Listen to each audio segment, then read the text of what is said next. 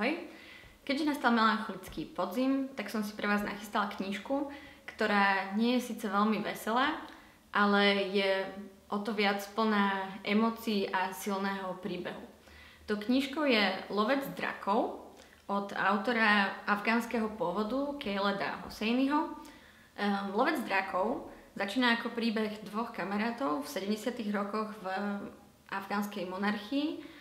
Títo dvaja kamaráti sú z odlišných spoločenských vrstiev, no napriek tomu majú medzi sebou veľmi silné priateľské puto.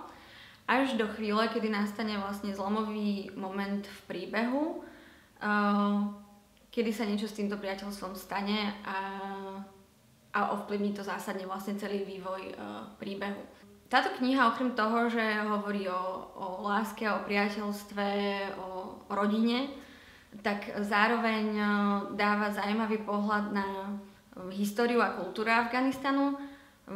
Začína teda, ako som spomínala, v 70.